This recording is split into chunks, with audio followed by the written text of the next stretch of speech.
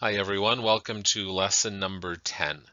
We are continuing our look at Jesus' work. We have looked at the work that he did and does as our prophet and our priest. Those are the last two lessons. Today we're going to look at the work that he did and continues to do as our king. And that's our lesson question for today, top of page 45 in the workbook. How does Jesus serve as our king? And just a reminder that we are still looking at the second article of the Apostles' Creed. This is the article of the Creed that talks about Jesus, who he is, the work that he does for us. So with that being said, let's go then to our first Bible reading, John chapter 10, verses 1 through 18, where Jesus talks about how he is the good shepherd. He compares his work to the work of a shepherd. He tells us here that he takes care of all of the needs of his flock. So let's pause the video and read John 10, 1 through 18.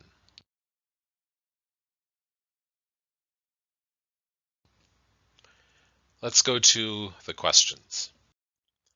Question number 1. What was a shepherd's job? What were shepherds responsible for doing back in Jesus' day or still today? There are still shepherds today. What is a shepherd supposed to do?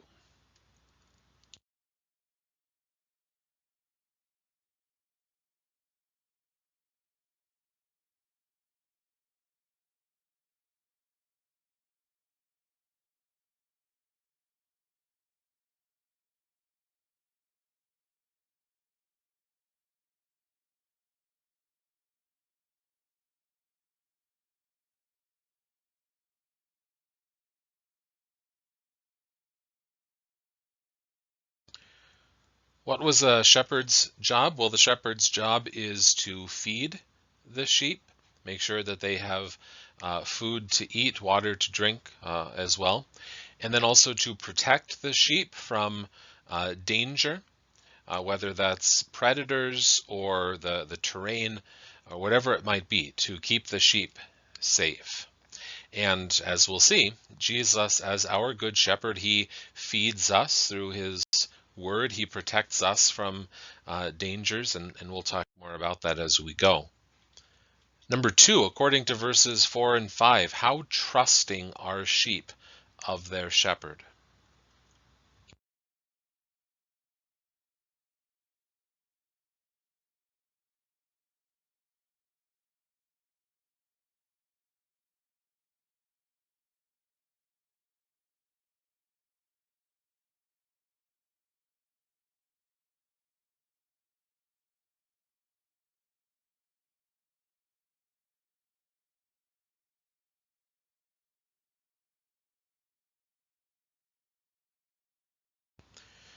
Sheep are extremely trusting of their shepherd.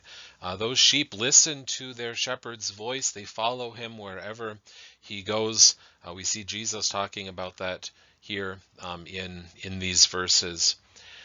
There is a very close connection between the shepherd and his sheep. The sheep are able to recognize the voice of their shepherd. I've even heard accounts of many shepherds, and each shepherd has his own flock of sheep that he's taking care of. And maybe during the day, all of these shepherds, they have their sheep grazing in the same pasture, and all of the sheep are kind of all mixed together. But then the evening comes, or it's time to go back to the sheep pen, and one shepherd will call his sheep, and those sheep, they recognize that voice, and they begin to follow him back home, and then another shepherd calls for his sheep, and they know his voice. There is this connection between the shepherd and his sheep. They know him, they trust him, they recognize his voice, they're willing to follow wherever he goes. And again, we see very clearly the point that Jesus is making here. We listen to our shepherd's voice. We listen to Jesus' voice as he speaks to us in his word. We trust him completely. We're willing to follow wherever he leads us, and so on. All right, number 3. What was an important part of a shepherd's job as he protected his sheep according to verse 12?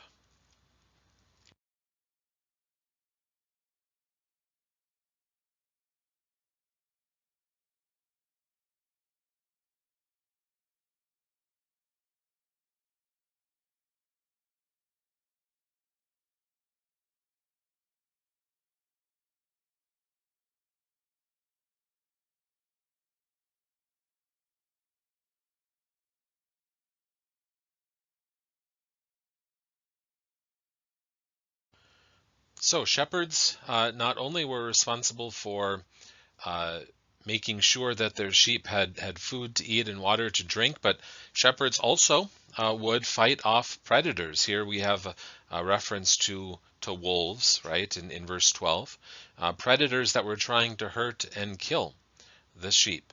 We have this contrast between hired hands and shepherds. So someone who was just paid a little bit of money to watch the sheep for that day. Maybe the shepherd says, I'm not feeling very well, or I have to go into town, or whatever it might be, and just pays someone to kind of keep an eye on them for the day. That person sees a wolf coming and runs away.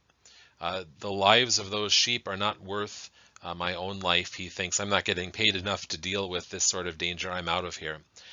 But the shepherd, again, has this close connection with his sheep, and a good shepherd is willing even to lay down his own life, to sacrifice himself, fighting off that wolf that is trying to hurt and kill his sheep.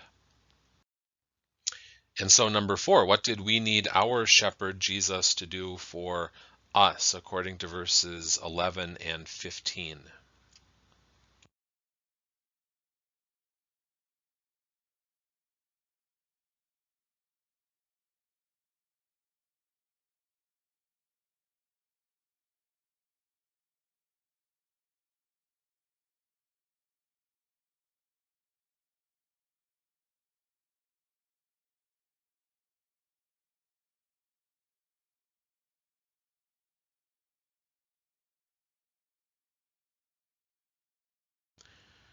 We needed our shepherd, Jesus, to lay down his life for us, fighting not against a wolf or a lion or something like that, but Jesus fought against sin and death and the devil and all of the powers of hell, our greatest enemies. And he laid down his life. He sacrificed himself to rescue us, to deliver us from those enemies. Number 5, what did Jesus mean when speaking to his Jewish disciples? Um, he said that he had sheep that were not part of the current sheep pen. What exactly does that mean?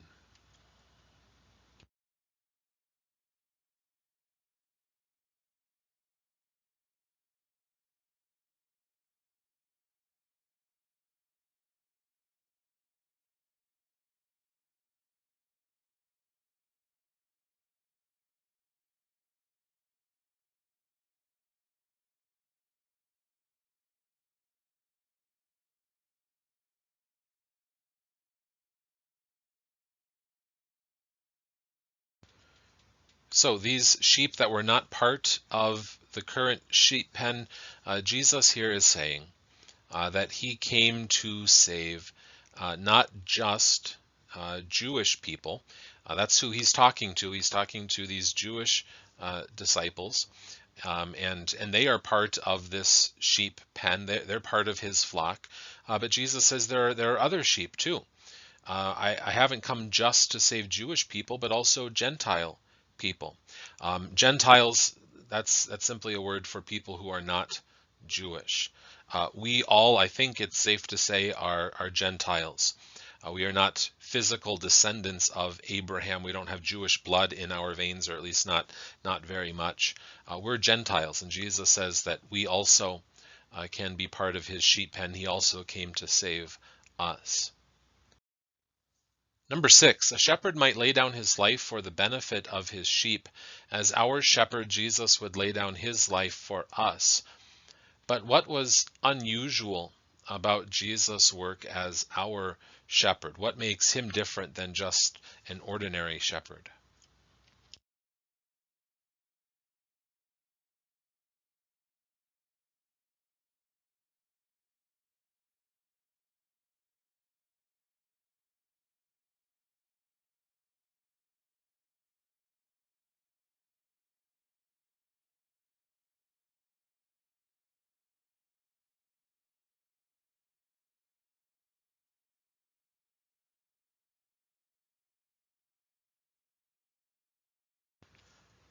What sets Jesus apart from ordinary shepherds? Well, Jesus laid down his life for us, but then he took his life back again. Jesus would not stay dead. If an ordinary shepherd dies from his injuries as he fights off a wolf, that shepherd is going to stay dead.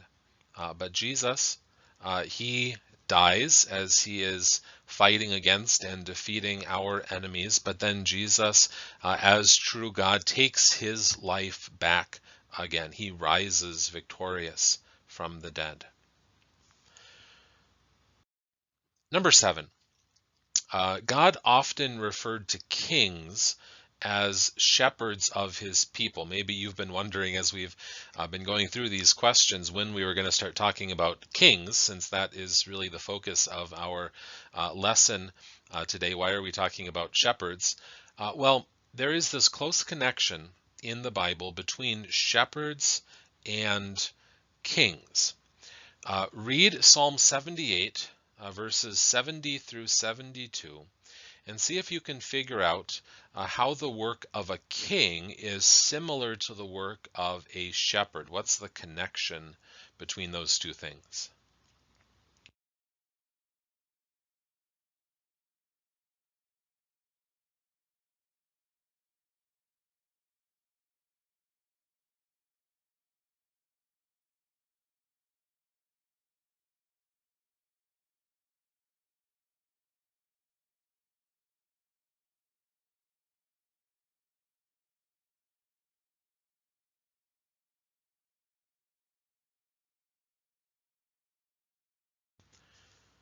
So we have a reference in Psalm 78 to King David.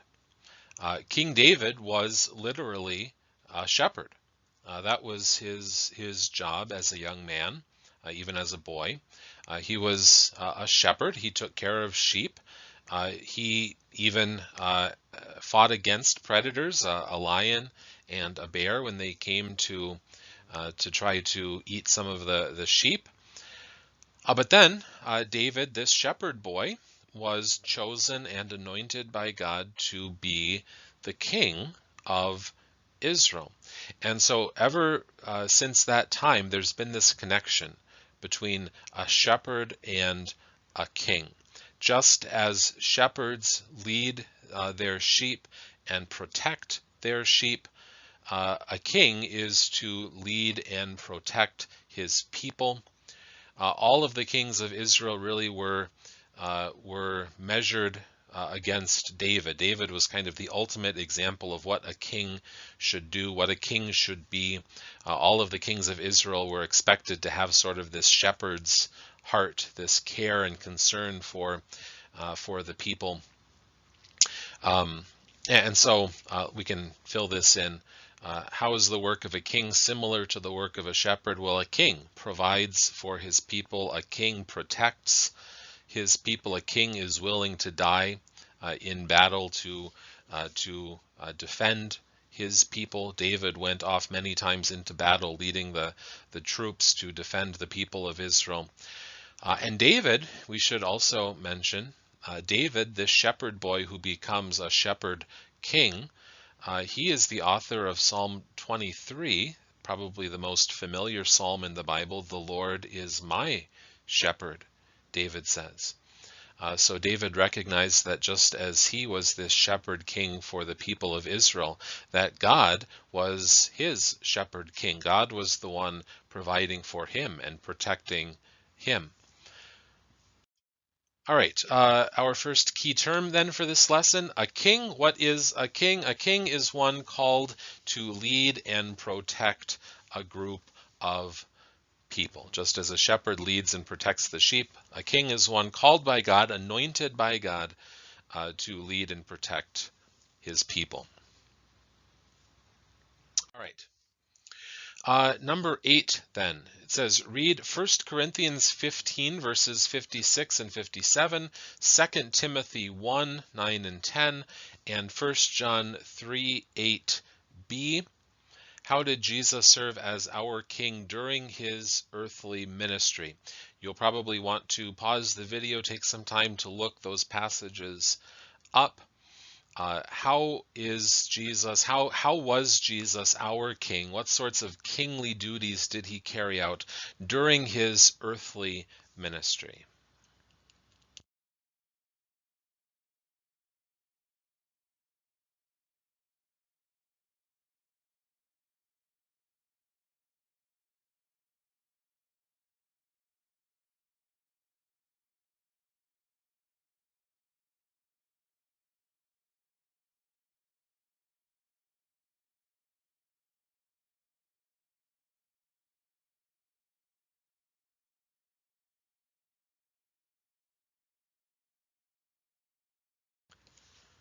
How did Jesus serve as our king? What sorts of kingly things did he do during his ministry here on earth? Well, Jesus protected us, defended us. He even gave his life. He died to save us. He rose again to defeat our enemies, to rescue us, not from wolves or lions or bears, but to rescue us from sin and death and the devil. And those passages are examples of that. Jesus defeating death, defeating the devil, defeating sin, defeating all of our greatest enemies. He is the one who died and rose again to keep us safe, to rescue us. Okay, then we're also going to look today at Ephesians chapter 1, verses 18 through 23. We'll see that Jesus even now rules all things for us. Paul is the author of this letter to the Ephesians. He gives encouragement to his readers that Jesus continues to direct all things for our eternal benefit. So please pause the video, read Ephesians 1, 18 through 23.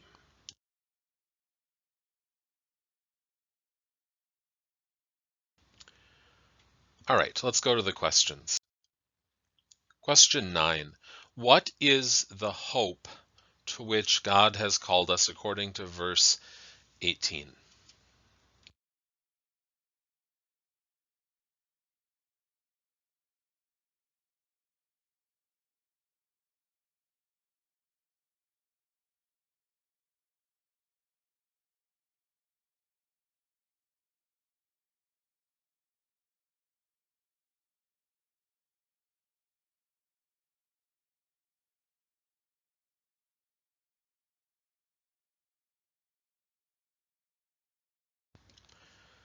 So we should probably talk about this word hope, first of all, because when the Bible talks about hope, it uses that word in a different way than we normally do.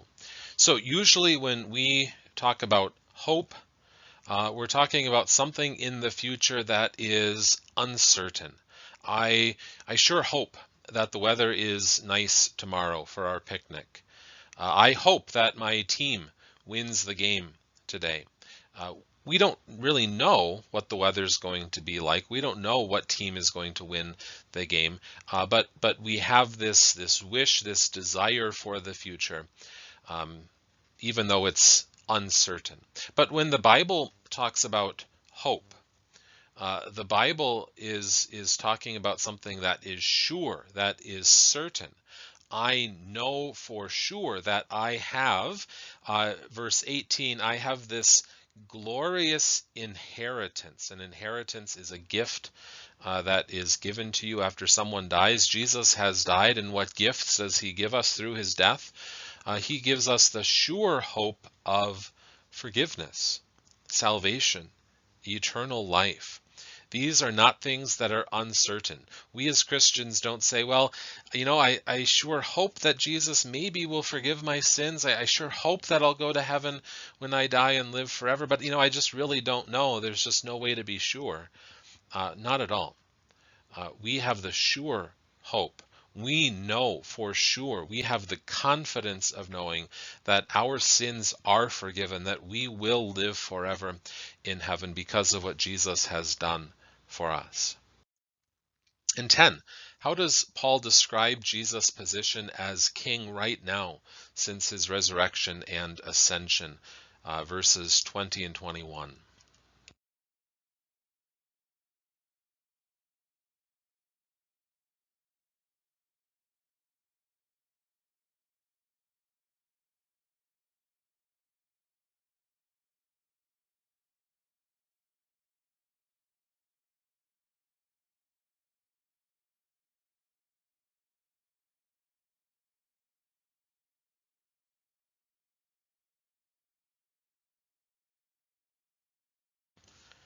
So Paul here talks about, and these are just some beautiful verses, right? God worked with his mighty strength when he raised him from the dead, seated Christ at his right hand in the heavenly places. And I think we have talked about this, but maybe you should just say it again for review. When we're talking about the right hand, we use that phrase also in the Creed. In the Apostles' Creed, that is not something that we take super literally, so don't imagine that up in heaven there's a throne and God the Father is sitting there, and oh look, over on his right side there's Jesus sitting on another throne. That's not what we're talking about. We're talking about the position of honor and glory and power. So when Paul says here that God seated him at his right hand in the heavenly places, we mean God the Father gave him all power and majesty and authority. We see that in verse 21, right? That Jesus is far above all rule, authority, power, dominion, above every name that's given.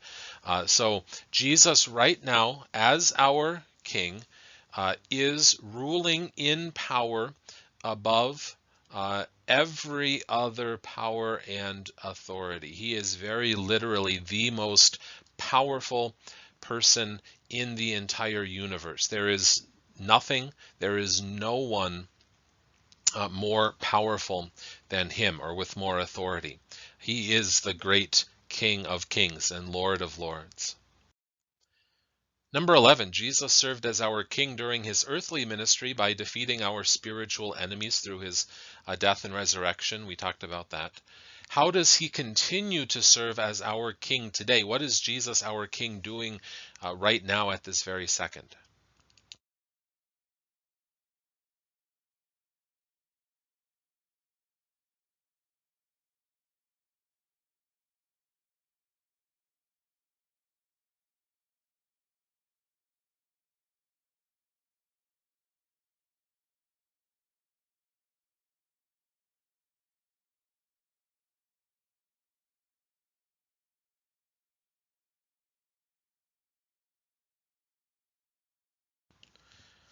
Right now, as we said, Jesus is ruling over all things. All things are under him, under his feet. He is the head over everything for the good of the church. He rules over all things, literally every single thing in this universe. He controls, not for his own good, not for his own wealth and riches and glory, but he rules over all things for the good of his church, his people, for our good. And this is a wonderfully comforting thing, isn't it? That Jesus has power over everything in the universe, and he rules over everything in the universe for our good. Number 12, read Matthew 26:62 through 64, and then Revelation 1:7. In the end, when will Jesus be clearly revealed as the King of all? So we don't see Jesus right now ruling as king.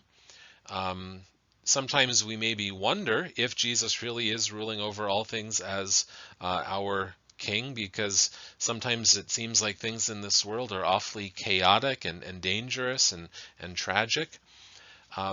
So we can't see this with our physical eyes right now. We know it by faith, though. There will be a day when Jesus is revealed clearly, visibly to everybody as the king. When will that be? Probably pause the video, take a look at those verses.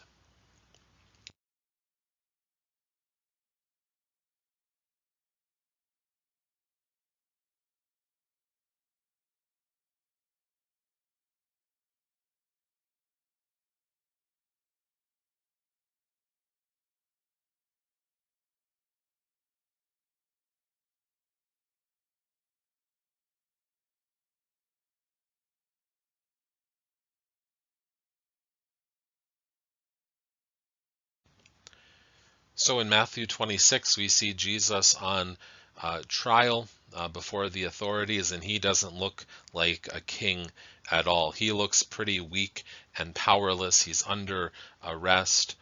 But Jesus tells those authorities, even if I don't look like a king right now, one day you will see me, and you will see my glory. You will see that I am a king. Right, coming on the clouds. And Revelation 1:7, same thing. One day, everybody will see that Jesus is the one true King. Even those who put him to death, even those who crucified him, they will realize that Jesus is the one true King. And this day that is being mentioned here, being referred to, this is the last day. Judgment Day, it's often called. When Jesus returns again to this world, and he will, on the last day, he will come not in humility, he will come in glory.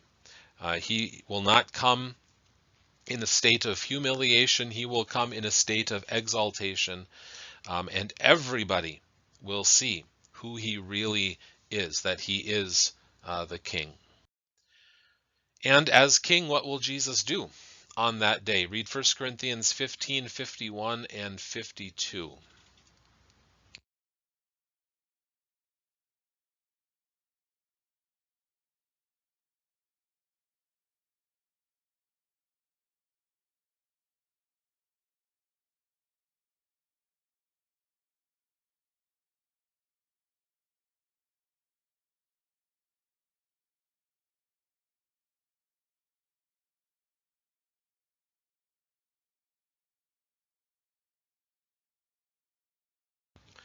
So when Jesus returns on the last day, he will raise all people from the dead. Believers will be raised from the dead. Unbelievers will be raised from the dead. Every single person who has ever lived in this world, on this planet, they will all be raised from the dead. People sometimes have a lot of questions about this. What about people who were cremated?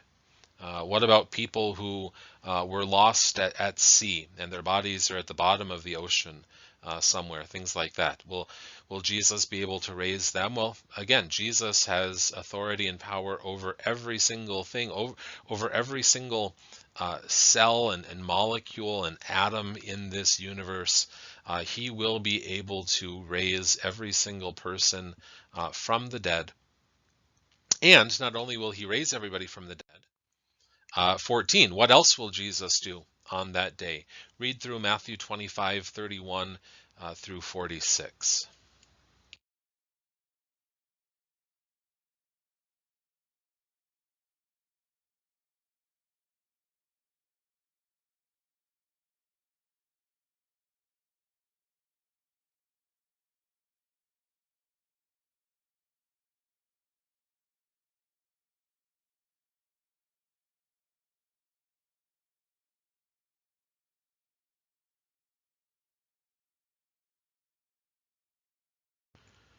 What else will Jesus do? He will raise everybody from the dead, and then he will judge all people. We talk about this in the Creed, right? He will come to judge the living and the dead. The dead won't be dead by that point. They will be alive again. Everybody will be raised from the dead, and everybody will be judged. And we get kind of a picture of that there in Matthew chapter 25. Jesus judging all people, separating people into two groups, right? And people wonder sometimes about this section of Scripture, about Judgment Day, because it kind of sort of sounds like Jesus is separating people based on their good works, right? Or their lack of good works. Are we saved by the things that we do? It almost sounds like that reading through Matthew chapter 25, right? Jesus says to those on his right, you fed me when I was hungry, you gave me something to drink when I was thirsty, you visited me when I was in prison, and so on. And it kind of sounds like, well, they're going to heaven because they have earned it by what they did. They did all of these things. But it's important to realize that Jesus separates them and divides them up into these two groups even before he acknowledges what they did or what they failed to do. And really, you know, the things that Jesus points to, you did these things, those are all the outward evidence of what's in their heart. And what's in their heart is faith. And so these two groups of people, the sheep and the goats on the last day, you know, this is not a separation of the good people who did good things and then the bad people who did bad things. If that's the way it was, we'd all be on the bad side, every single one of us. We are all sinful in his sight by nature, all fallen away from God, you know, because of what Adam and Eve did. And we talked about that. So the point here is not that Jesus is going to say, well, all right, you did 50 good works or something like that, or 50 more good works than bad, and so you have earned heaven. What Jesus is doing there is pointing to these good works as the external evidence of the internal faith. The only people who can do good works to begin with, the Bible says, are those who have faith. So don't get confused by what you see here in Matthew chapter 25. This is not teaching that our good works save us. Our good works are the evidence that we have already been saved by faith. And we'll talk a lot more about salvation and faith and forgiveness and good works and all of those things. So I don't want to dwell too much on that right now, but we'll talk about those things in a lot more detail in just a few lessons here, I believe. Okay, 15. When will the day come when Jesus returns and judges the living and the dead? Read Matthew 24:36 to find out when that day will be.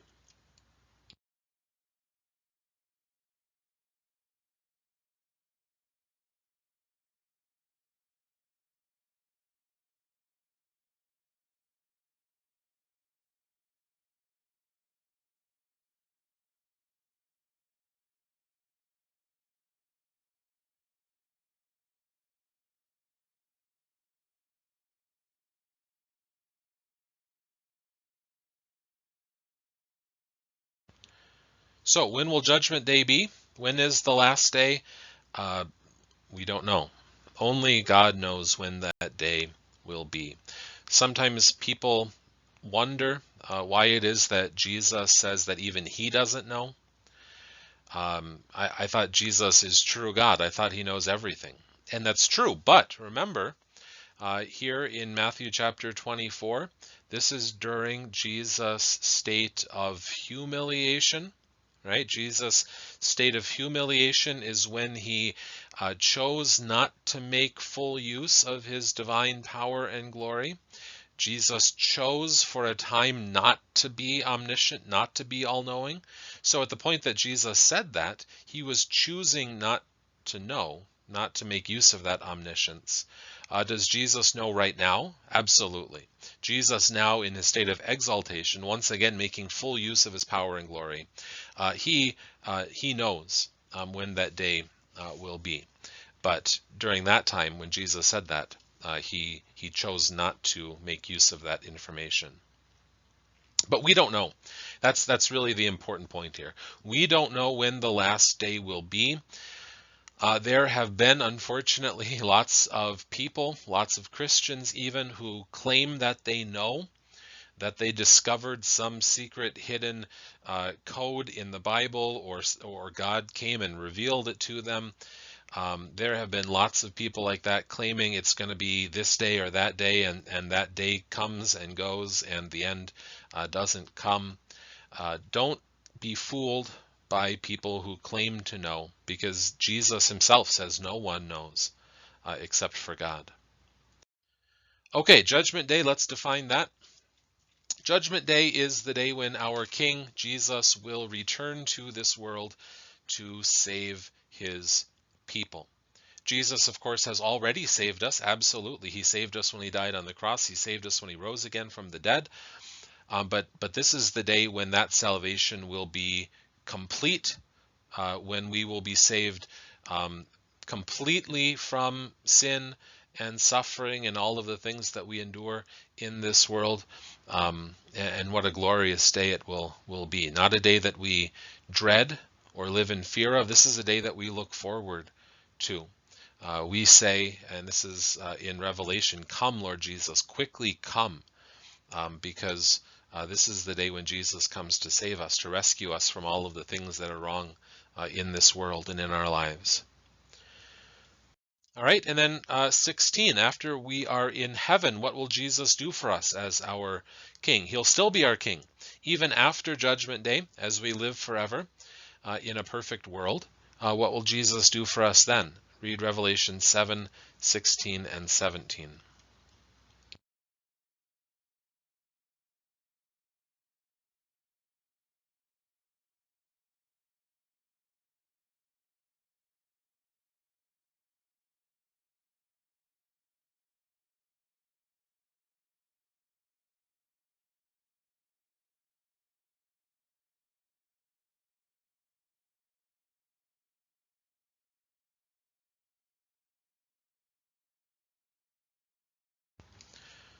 Our King, Jesus, he will continue to be our shepherd, right? Even in heaven, that's what we get a picture of here. He will continue to care for us and bless us. He will make our lives absolutely perfect. And again, what a wonderful thing to look forward to as we read through these verses here in Revelation. Just this wonderful, absolutely perfect world that we will live in with him, and he will continue to be our shepherd and our King. Okay, some charts to look at. There's one on 47 that talks about what will happen to unbelievers and believers at the time of death, but then also on the last day, Judgment Day, and forever. So let's take just a little bit of time to work through this, and maybe it helps to answer some questions about death and the last day. So very different when it comes to an unbeliever and a believer. One thing that's the same is that unbelievers will die, and believers, we will die one day. So death comes. Let's focus on the unbeliever first. All right, so an unbeliever comes to the moment of death when soul and body separate, right? That's what physical death, temporal death is all about. The soul and body separate. The body of the unbeliever begins to decay. The soul of the unbeliever goes immediately to hell. All right. The unbeliever on the last day is raised. It's not just believers who are raised from the dead on the last day, but believers, their bodies are also raised from the dead. The soul is reunited with the body. That's what resurrection is.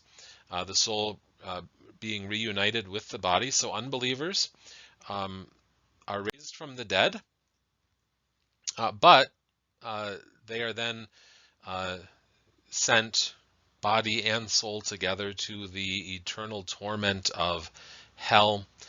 Very often the Bible describes hell as this great fire, this lake of fire in which people burn.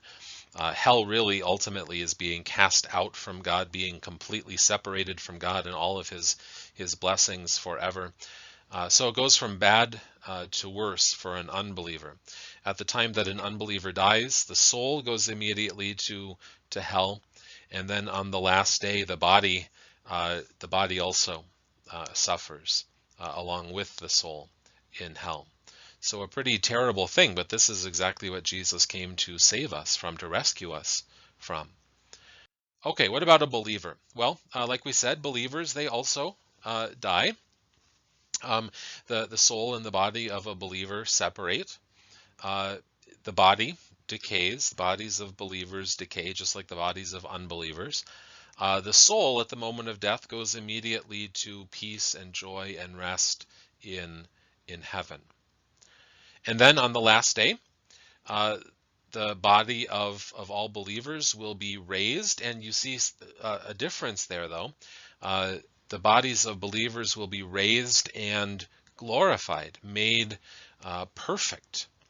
This is a promise that Jesus gives, that our bodies will be raised, transformed, changed, glorified. So on the last day, we will have our real physical bodies. The body that goes into the ground will come out from the ground, but our bodies will be changed, perfected, glorified. We don't know exactly what our bodies will be like. Sometimes people wonder, well, what age will we be?